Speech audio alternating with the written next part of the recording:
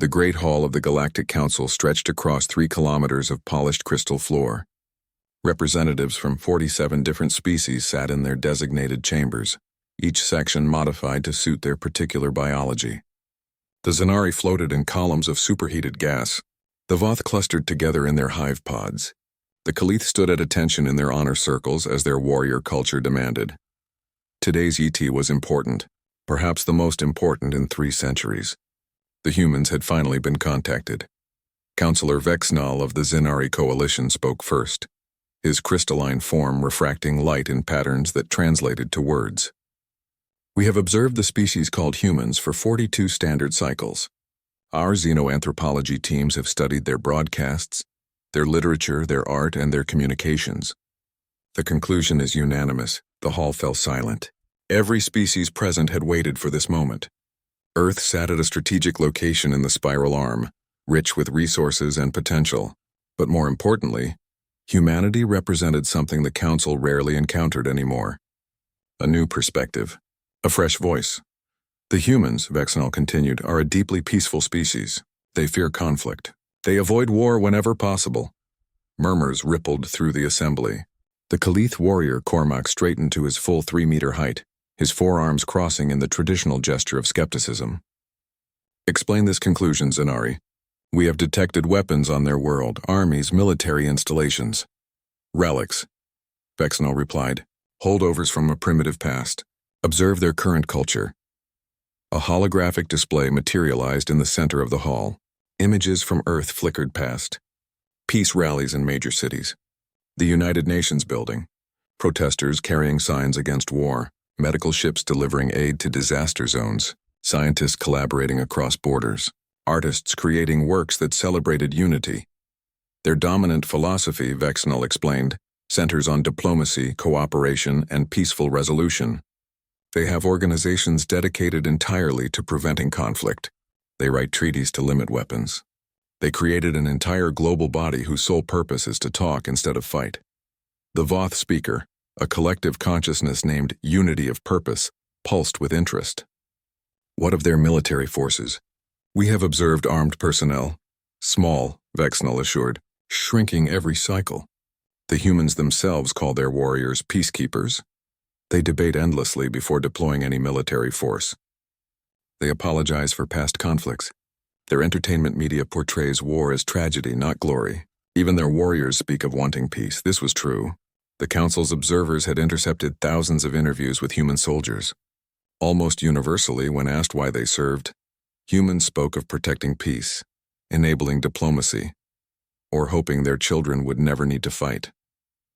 The Council's experts had concluded this meant humans fundamentally feared warfare. Cormac's dermal plates flared with heat, a sign of agitation among the Kaleeth. This makes no sense. A species cannot reach the stars if it fears conflict. The universe is not kind. Predators exist.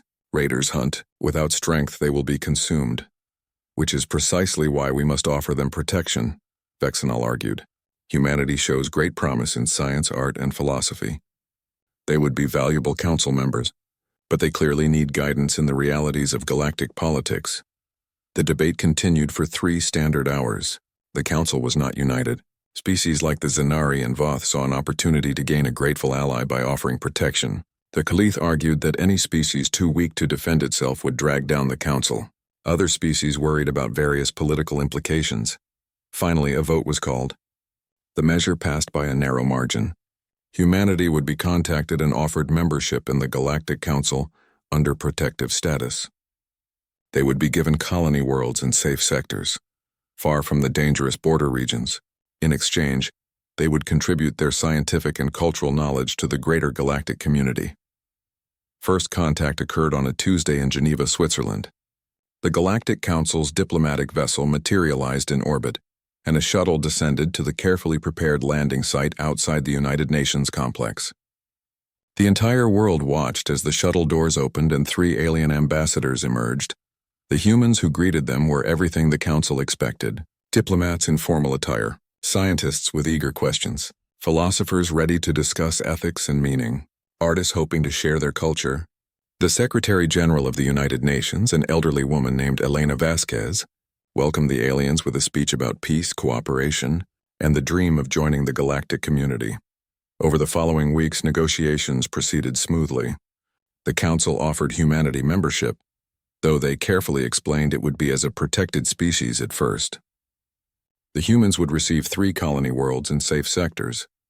In return, they would allow Council observers and accept limitations on their military expansion beyond their home system.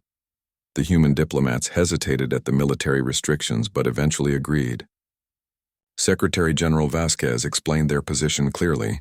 "We have learned through hard experience that war brings only suffering. If the Council can help us maintain peace, we welcome that partnership. We want to be known for our ideas, not our weapons." Cormac, who observed the negotiations as the Kaleeth representative, felt uneasy. Something about the human diplomats bothered him, though he could not identify what. They spoke eloquently about peace, yes, but there was something in their eyes, something in the way they moved, a precision, a discipline, a quality he recognized from his own warrior training. He mentioned this to Vexenal, who dismissed the concern. "You see warriors everywhere, Cormac. It is your nature. But look at their actions, not your instincts. The humans have already agreed to military restrictions without significant protest. They prioritize science and diplomacy over warfare. This proves our assessment correct. The treaty was signed 3 months after first contact. Humanity officially became a protected member species of the Galactic Council." Celebration erupted across Earth. People gathered in streets to watch the fireworks and light shows. A new era had begun. Humanity was no longer alone in the universe. The first colony ship departed 6 months later, headed for a world the humans named New Terrace. 50,000 colonists, including entire families, scientists, engineers, teachers, and farmers. They carried with them Earth's hopes for a peaceful expansion into the stars. The Council had assured them the sector was safe, far from any conflict zones. What the Council did not mention, because they considered it irrelevant for such a peaceful species, was that New Terrace sat only 15 light-years from the border of the Cree Empire. The Cree were raiders and conquerors, expanding slowly but steadily through the outer rim. The Council tolerated them because the political cost of intervention outweighed the benefit. A few primitive worlds lost to Cree expansion seemed acceptable when balanced against the stability of Council politics. Besides, the Council reasoned, the Cree would not bother with New Terrace. It was too small, too new, too insignificant, and even if they did, the humans would simply call for help and wait for Council protection. That was what peaceful species did. As the colony ship entered orbit around New Terrace and the colonists looked down at their new home, they had no idea that 16 Cree warships were already plotting coordinates. The Cree had detected the new settlement. They saw opportunity. Soft targets, easy conquest. The Cree did not know about humans. They had not studied Earth's history. They did not understand what the Council had misinterpreted. They would learn soon enough. New Terrace bloomed under human care. Within 18 months, the colony had transformed from a collection of prefabricated shelters into a thriving settlement. Fields of earth crops grew in neat rows modified to thrive in the local soil. A small city center featured schools, shops, and community spaces. Children played in parks while their parents worked to build a future among the stars. Sarah Chen taught biology at the colony's primary school. She had left Earth hoping to give her 2 daughters a fresh start, away from the crowded cities and pollution. Every morning she watched the local sun rise over the mountains and felt grateful for the opportunity. The Galactic Council had promised them safety, and so far that promise had held. Marcus Webb ran the colony's agricultural center, managing the hydroponic farms that supplemented the outdoor crops. He had been a Marine before retiring to start a family. Sometimes his wife teased him about how he still woke at 5 in the morning and kept his old service rifle clean and oiled in a locked cabinet. Old habits, he told her. Just old habits.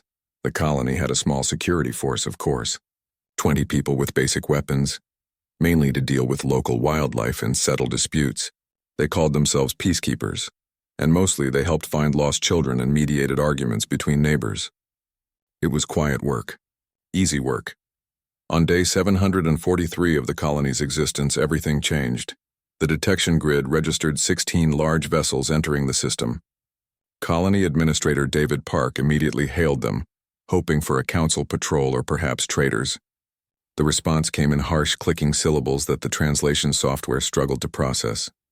Cree Empire claims this world. Inhabitants will surrender or be eliminated.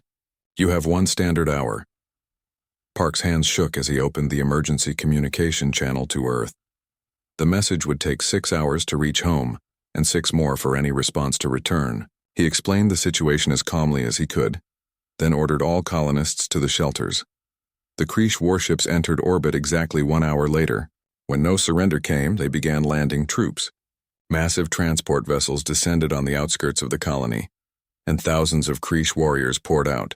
They stood nearly 2.5 meters tall, with thick armored hides and 4 powerful arms, each carrying weapons that hummed with deadly energy.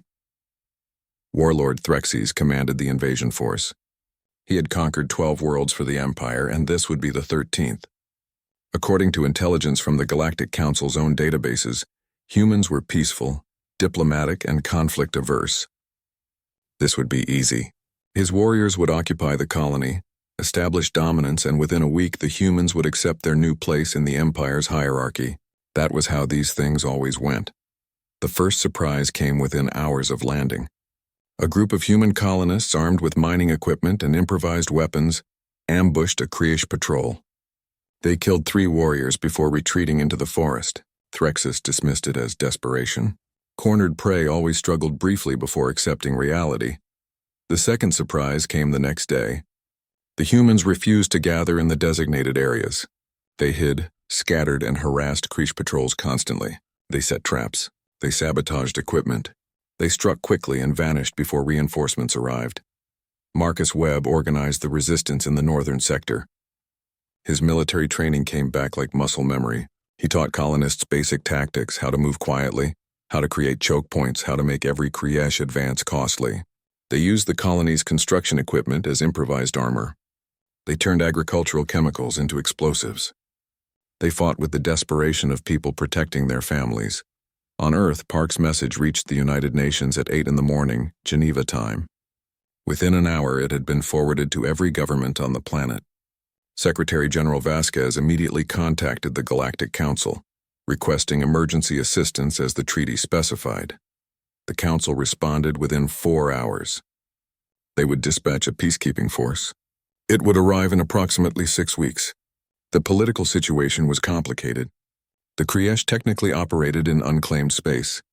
The Council needed to debate the proper response, ensure all legal protocols were followed, and assemble an appropriate diplomatic delegation. 6 weeks. The colonists would have to survive for 6 weeks.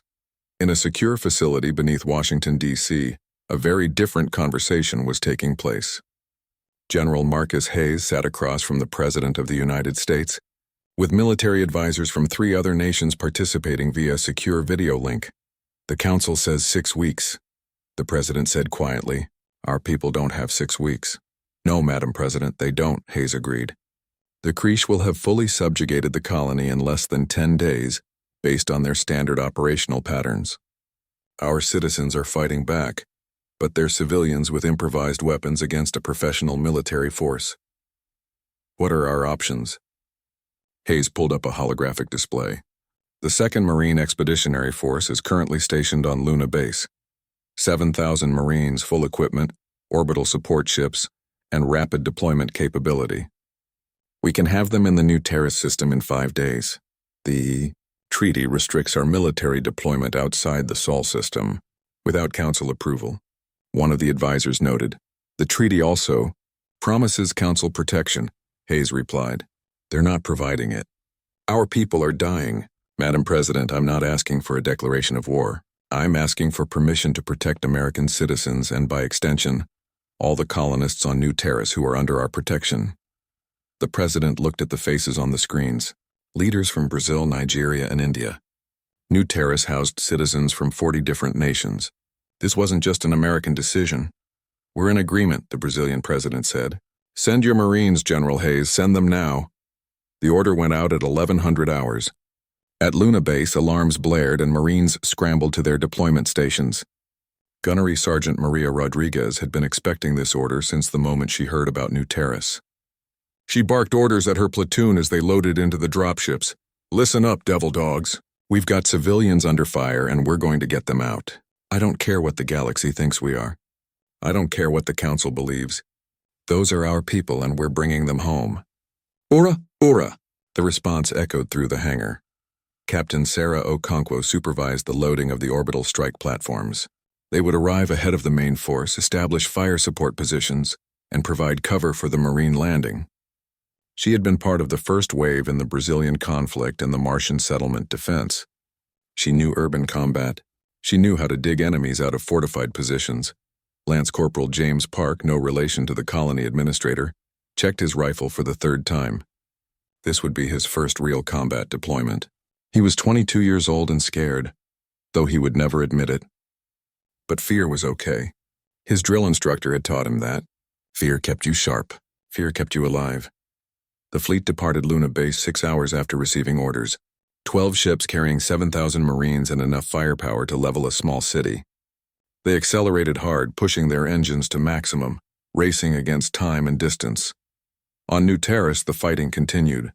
Marcus Webb's group ambushed another Cree patrol, killing 7 warriors but losing 2 colonists. Sarah Chen used her knowledge of biology to create irritants that affected Cree respiratory systems, buying time for evacuations.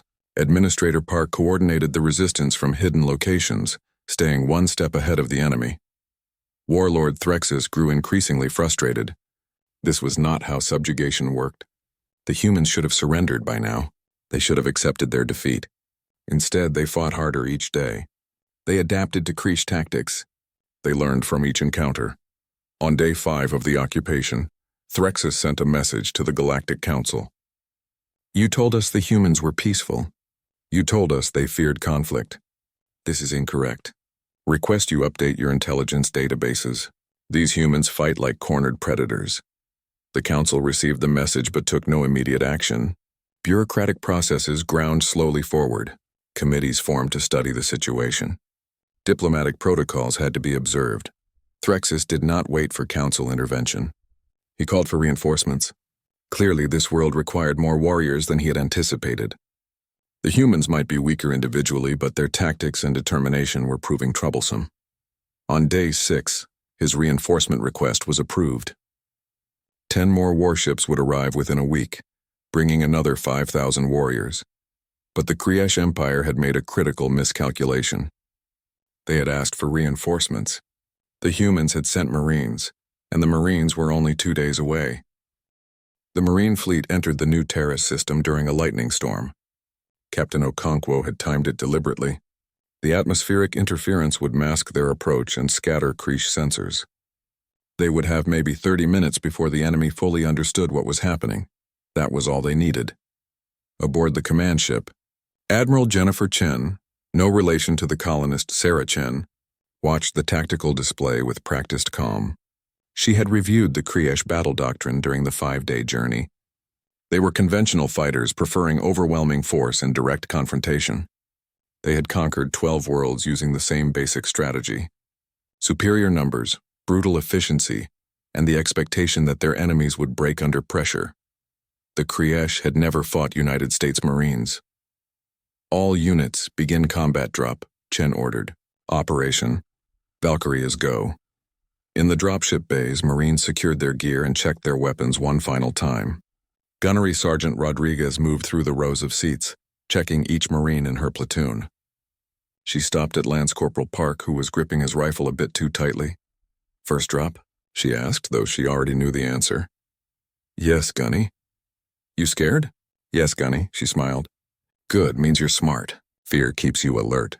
Just remember your training, watch your sectors, and listen to Corporal Hayes. He's been through this before. You stick with him, you'll be fine. Ura, Gunny. The dropships launched in waves, streaking through the storm-filled atmosphere like meteors. Thunder crashed around them as they descended. Lightning illuminated the hulls in brief, brilliant flashes. Inside, Marines sat in silence, each lost in their own thoughts, their own fears, their own determination. On the ground, Marcus Webb heard the thunder and thought it was just the storm growing worse. Then he saw the streaks of light cutting through the clouds, and hope surged in his chest. He grabbed his radio and switched to the colony-wide emergency channel. All units, take cover. Friendly forces incoming. The first dropships landed 3 kilometers from the main Cree positions. Ramps dropped and Marines poured out in perfect formation. They moved with a precision that came from endless training. spreading out to secure the landing zone while more ships descended behind them. Warlord Threxus received the alert in his command center. His tactical officer reported unknown ships entering the atmosphere. Only 20 vessels, perhaps 2,000 troops at most. Threxus had over 15,000 warriors under his command. He almost laughed. "The Council sends their peacekeepers?" he growled. "Dispatch 3 battalions, crush them quickly and resume the subjugation." 4,000 Cree warriors mobilized and moved toward the marine landing zones. They advanced in their traditional formation, a massive wedge designed to overwhelm defenders through sheer mass and firepower. It had worked on 12 worlds. They had never faced combined arms warfare. The Cree advance entered a valley between 2 hills, perfect terrain for an ambush. Gunnery Sergeant Rodriguez watched them through her rifle scope from a concealed position on the northern ridge. She counted at least 3,000 enemy combatants packed into the valley below. They moved with confidence, expecting easy victory. "Fire support, this is Reaper 1-6, she spoke into her comm. "Targets marked. Request immediate fire mission." "Reaper 1-6, this is Olympus," a calm voice replied from orbit. "Fire mission confirmed. Danger close. Clear the zone. All units pull back 200 meters," Rodriguez ordered her platoon. "Now!" The orbital strike lasted exactly 40 seconds. Kinetic penetrators moving at a significant fraction of light speed slammed into the valley, with the force of tactical nuclear weapons. The sound was deafening.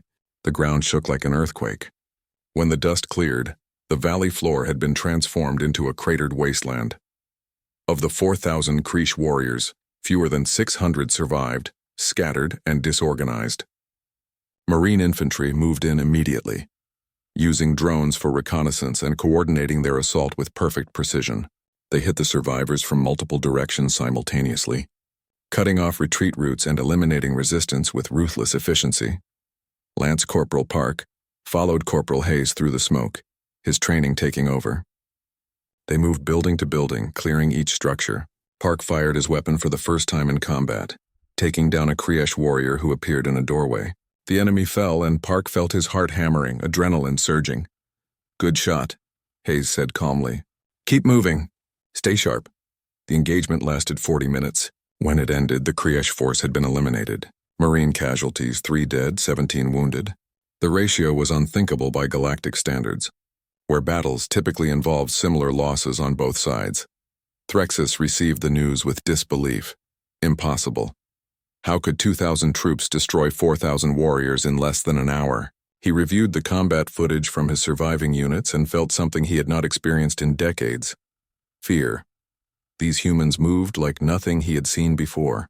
They didn't charge blindly. They coordinated with deadly precision. They used weapons that struck from the sky. They attacked from multiple angles simultaneously, always hitting the weakest points in his formations. And they did it all with a cold, professional efficiency that spoke of extensive experience. He sent an emergency transmission to the Galactic Council. "You told us the humans feared war. You told us they were peaceful. This is a lie! These warriors are more dangerous than anything we have encountered." The message reached the council chambers just as Ambassador Cormac was reviewing the same combat footage. He watched in silence as the Marines dismantled a Cree force 3 times their size. He watched their tactics, their discipline, their absolute mastery of warfare. "By the ancestors," he whispered, "we were wrong. We were so terribly wrong." On New Terrace, the Marines pressed their advantage. Captain Okonkwo led an assault on the Cree supply depot, destroying their logistics and cutting off ammunition and food to the forward positions. Another Marine unit infiltrated the Cree command center, using stealth and precision to eliminate key officers. Gunnery Sergeant Rodriguez linked up with Marcus Webb's resistance fighters. She found him in a makeshift bunker, exhausted but still fighting. He looked at her uniform and tears welled in his eyes. "3rd Battalion, 2nd Marines retired," he said, recognizing her unit insignia. "Semper Fi, Gunny." "Semper Fi, Marine," she replied, gripping his hand. "You and your people did damn good work here. Held out against impossible odds. But we've got it from here. You get your people to safety. That's an order." Webb wanted to argue, wanted to keep fighting, but he saw the determination in her eyes and understood. The professionals were here now. His job was done. He nodded and began organizing the colonists for evacuation to the secure zones the Marines had established. Over the next 3 days, The Marines systematically destroyed the Kriesh occupation force. They used psychological warfare, broadcasting messages in the Kriesh language explaining exactly how their forces were being dismantled. They turned the Kriesh's own honor culture against them, challenging their warriors to single combat and then eliminating them with sniper fire before the duels could begin. Threxus watched his army disintegrate. Warriors who had never known defeat were now terrified to leave their fortifications. His reinforcements had not arrived yet, and he was losing hundreds of troops every day. The humans fought with a combination of high technology and brutal pragmatism that left no room for traditional warfare. On day 4 of the Marine operation, Captain Okonkwo led a raid on Threxus's flagship. They infiltrated during a shift change, when sensors were being calibrated and security was momentarily relaxed. 20 Marines moved through the ship like ghosts, eliminating guards silently. They reached the command deck and breached the doors with explosive charges. Threxus reached for his weapons but froze when he saw the rifles pointed at his head. Okonkwo stepped forward, her weapon never wavering. "Warlord Threxus, you are now a prisoner of the United Earth Armed Forces. Order your troops to stand down, or we will eliminate them all. Choose quickly." Threxus looked into her eyes and saw no mercy, no hesitation. These humans would do exactly what they promised. He had been so certain of victory, so confident in his superiority. Now he knelt in his own command center, defeated by a species the galaxy had dismissed as peaceful. He gave the order. The Kriesh forces surrendered. The fighting stopped on day 8 of the Marine operation. Of the 15,000 Kriesh warriors who had invaded New Terrace, less than 6,000 survived to surrender. Marine casualties: 47 dead, 203 wounded. As prisoners were processed and colonists returned to their homes, Gunnery Sergeant Rodriguez stood at a temporary memorial for the fallen Marines. 47 names carved into a simple metal plate. Too many. Even one was too many. But the colony was safe. The people were alive. Marcus Webb approached and stood beside her. "Thank you," he said quietly. "For coming. For fighting. For giving everything." Rodriguez nodded, her eyes never leaving the names. "That's what we do. That's what we've always done. The galaxy thinks we're peaceful. They don't understand. We choose peace because we're good at war. We know what it costs." The Kriesh reinforcements arrived the next day. 10 warships carrying 5,000 fresh warriors. They found the system under Marine control and their comrades in prisoner camps. The Galactic Council chambers had never been so crowded. Representatives from all member species attended, along with observers from dozens of neutral factions. Even species that rarely left their homeworlds sent delegations. Everyone wanted to understand what had happened at New Terrace. The holographic displays showed the battle footage on a continuous loop. Marines dropping through a storm. Orbital strikes eliminating thousands of Kriesh warriors in seconds. Small teams of humans moving with lethal precision through enemy positions. The numbers were displayed prominently. 15,000 Kriesh reduced to 6,000 in just 8 days, against a force of only 7,000 humans. The casualty ratio was unprecedented in modern galactic warfare. Counselor Vexnal of the Zanari had not left his chamber in 3 days. He had reviewed every second of footage, read every tactical analysis, and studied every human transmission. The species he had confidently declared peaceful and conflict-averse had just executed the most efficient military operation the Council had witnessed in centuries. "How did we miss this?" he asked his research team. "How did every xenoanthropologist, every cultural analyst, every intelligence expert fail to see what these humans truly are?" His lead researcher, a younger Zanari named Pixtal, displayed a new analysis. "We were not wrong about what we observed, Counselor. The humans do value peace. They do prefer diplomacy. They do debate endlessly before using military force. But we interpreted these behaviors as fear and weakness. We should have interpreted them as restraint and discipline." Another researcher added to the display. "Look at this data. We observed their soldiers speaking of wanting peace.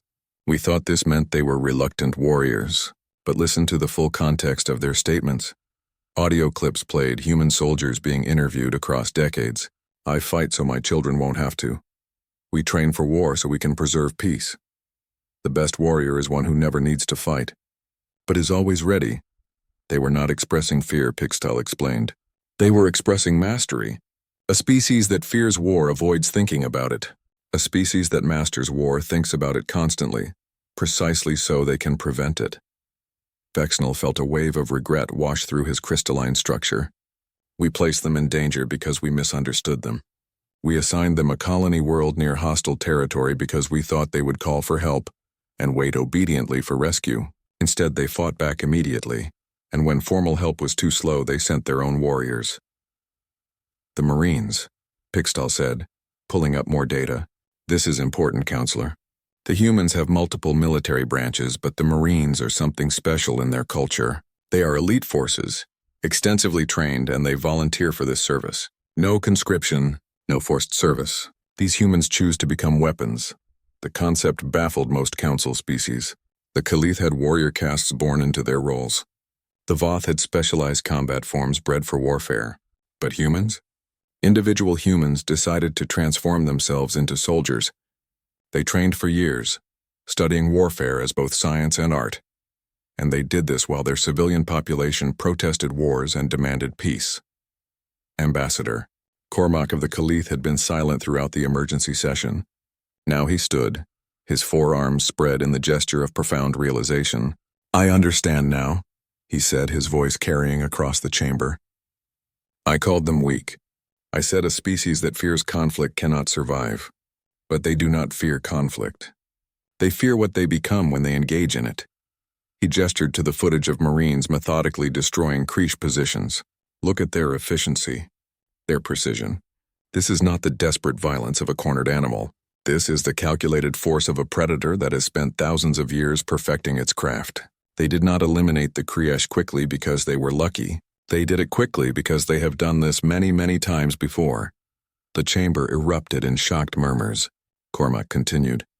We studied their peace movements and anti-war protests. We thought this meant they were soft. We should have asked ourselves a different question. Why would a species protest war so vigorously unless they were very, very good at it?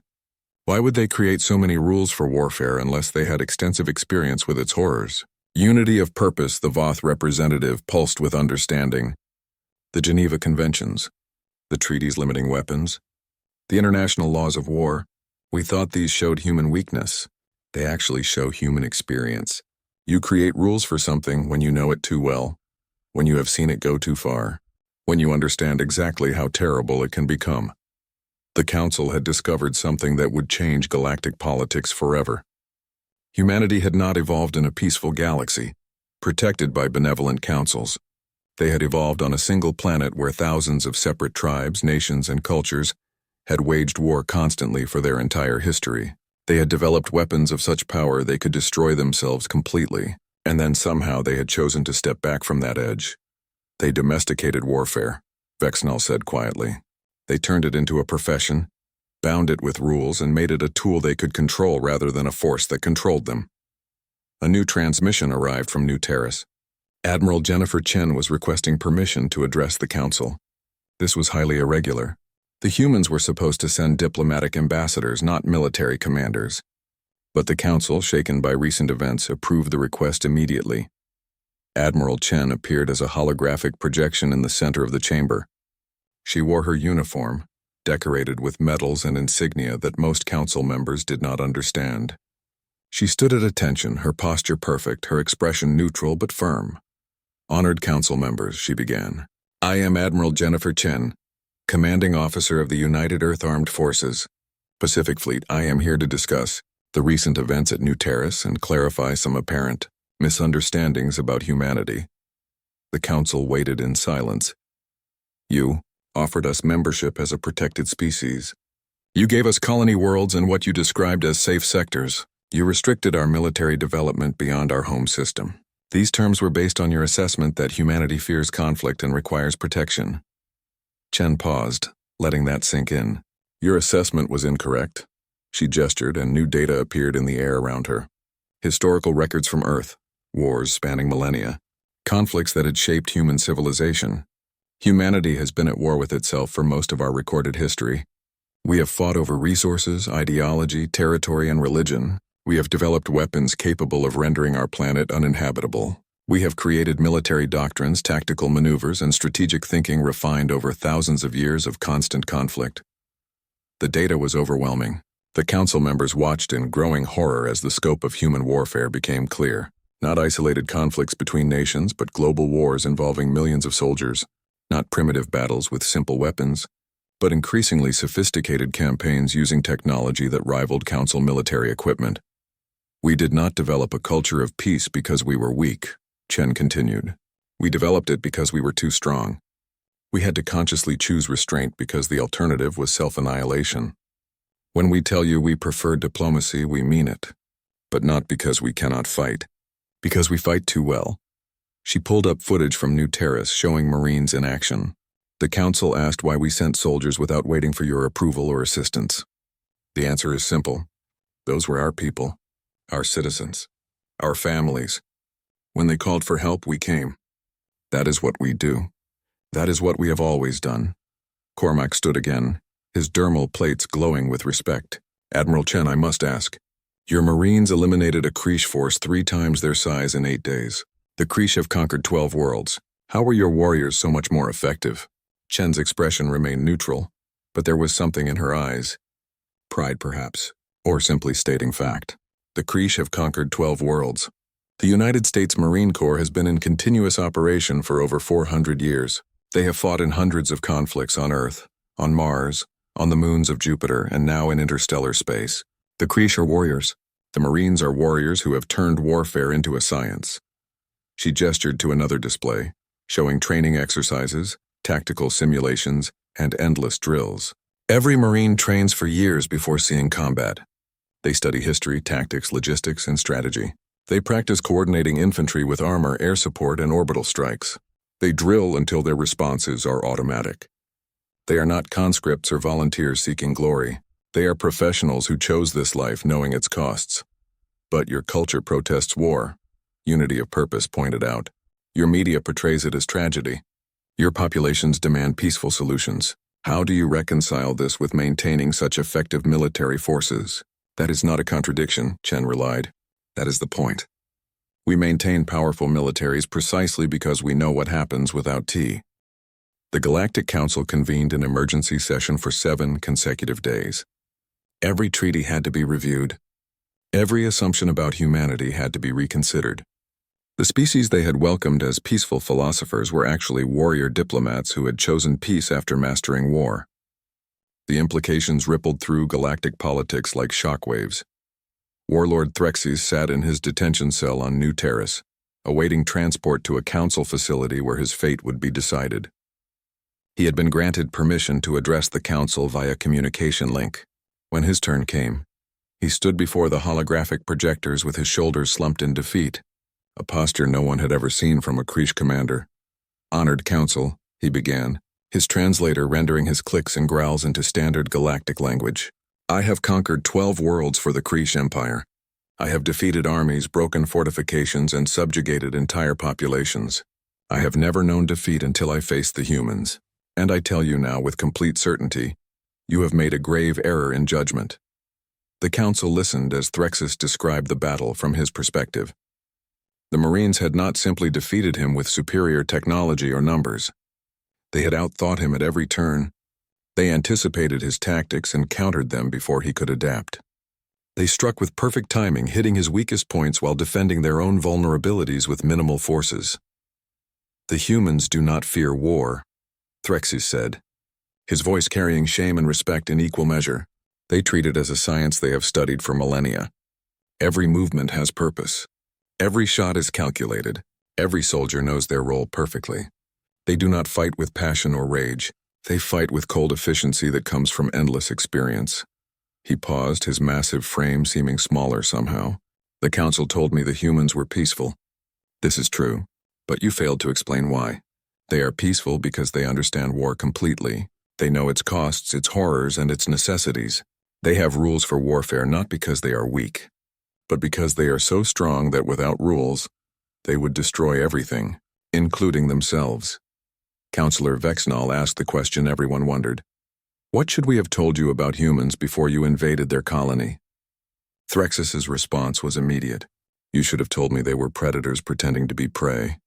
You should have warned me that their diplomats and their warriors come from the same stock, raised with the same values, serving the same purpose. You should have explained that when humans say they prefer peace, they mean they prefer it to the alternative, which they are extremely good at delivering. The council absorbed this testimony in troubled silence. They were beginning to understand the magnitude of their mistake. They had created a membership category that placed humanity under their protection, limiting Earth's military expansion. Now it became clear that humanity did not need protection. If anything, the council needed to reconsider whether they could even enforce the restrictions they had imposed. Ambassador Cormac spent those 7 days studying human military history in depth. What he discovered both fascinated and terrified him. The Kaleeth prided themselves on their warrior culture, their codes of honor, their martial traditions spanning thousands of years. But human warfare made Kaleeth conflicts look almost civilized by comparison. Humans had fought total wars where entire nations mobilized every resource toward victory. They had developed strategies for fighting on land, sea, air, and space. They had created weapons of such power that their use would guarantee mutual destruction, and then they had built enough of them to destroy their planet dozens of times over. And somehow they had stepped back from that edge. They stared into the abyss, Cormac explained to his fellow Kaleeth observers, and the abyss stared back, and then they consciously chose not to jump. This is not weakness. This is the ultimate expression of strength. The ability to destroy everything but choosing not to. He pulled up more data, showing him something that changed his entire perspective. Human soldiers, including Marines, received extensive training in laws of war, rules of engagement, and ethical conduct. They were taught when not to fight as rigorously as they were taught how to fight. They were expected to refuse illegal orders. They carried cards listing their rules of engagement. They have weaponized restraint, Cormac said with something close to awe. They have made self-control a tactical advantage. And it works because everyone knows that if they choose to unleash their full capabilities, the results would be devastating. The final council session included representatives from Earth, but this time the delegation looked different. Secretary General Vasquez attended, along with Admiral Chen and Gunnery Sergeant Maria Rodriguez. The council had requested the presence of an enlisted soldier, someone who had actually fought on New Terrace, to provide a ground-level perspective. Rodriguez stood in the center of the Great Hall, surrounded by alien dignitaries from 47 species. She wore her dress uniform, her medals gleaming, and she showed no sign of intimidation. She had faced worse than political theater. She had fought through hell to protect innocent people. Counselor Vexenal addressed her directly. Gunnery Sergeant Rodriguez, you led forces in the New Terrace conflict. Can you help this council understand the human military mindset? You are a professional warrior, yet humans claim to value peace. How do you reconcile these opposing concepts? Rodriguez considered the question carefully. When she spoke, her voice was steady and clear. With respect, Counselor, they are not opposing concepts. They are complementary. I am a United States Marine. I volunteered for this service when I was 18 years old. I have served for 16 years. In that time, I have deployed to 7 combat zones. I have lost friends. I have seen the cost of warfare up close. She paused, making sure every council member was listening. I do not love war. I hate it. I hate what it does to people, to communities, to worlds. But I am good at it because I trained to be good at it.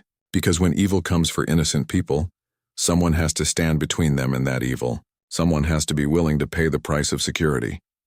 But your culture protests military action, Unity of Purpose pointed out. Your populations demand peaceful solutions. Do they not understand the necessity of what you do? They understand perfectly, Rodriguez replied. The protesters and the Marines both want the same thing, peace. We just have different roles in achieving it. The diplomats negotiate. The aid workers heal. The protesters hold us accountable, and the military stands ready to defend it all when talking is not enough. This is not a contradiction. This is a complete system. She gestured to the footage of New Terrace still playing on the displays. When those colonists called for help, they called for diplomats and Marines simultaneously. Secretary General Vasquez immediately contacted you, requesting assistance through proper channels. But she also gave Admiral Chen authorization to deploy because she knew your response would take time. The diplomatic solution and the military solution proceeded in parallel. That is how humanity works. Cormac stepped forward, his forearms spread in a gesture of respect. Gunnery Sergeant, I must tell you something. When I first observed humans, I called you weak. I said a species that feared conflict could not survive. I was wrong and I apologize.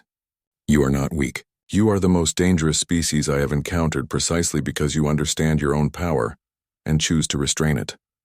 Rodriguez met his eyes. Thank you, Ambassador. But I should tell you something too. We are not that special. We are just a species that learned hard lessons over thousands of years. We made mistakes. We fought wars that accomplished nothing except death. We developed weapons we should never have built, and we learned from all of it. She turned to address the full council. Every species in this chamber probably has a similar history. The difference is that humans are still close enough to our worst conflicts to remember why we choose peace. Give us another 1,000 years and maybe we will forget. Maybe we will become truly peaceful, soft, and diplomatic. Exactly what you thought we were. But right now we remember. We remember the costs. And we carry that knowledge as both warning and weapon. The council deliberated for another day. Finally, they called Earth's delegation back for the announcement of their decision. Councillor Vexnell spoke for the entire assembly. The Galactic Council has voted to revise the terms of humanity's membership. You will no longer be classified as a protected species. Instead, you are granted full membership status with complete military autonomy. The restrictions on your forces beyond your home system are lifted. Additionally, the Council offers humanity a position on the Security Council, with authority over peacekeeping operations in your sector. Secretary General Vasquez nodded gravely. We accept these terms, but we propose an addition to the arrangement. Speak, Vexnell said. Establish an exchange program. Send your warriors to train with our military academies. Send your diplomats to study at our universities. Let us learn from each other. Humanity has experience with warfare, yes, but we are still new to galactic politics. We can learn much from species with thousands of years of peaceful cooperation, and perhaps we can share what we have learned about balancing peace and security.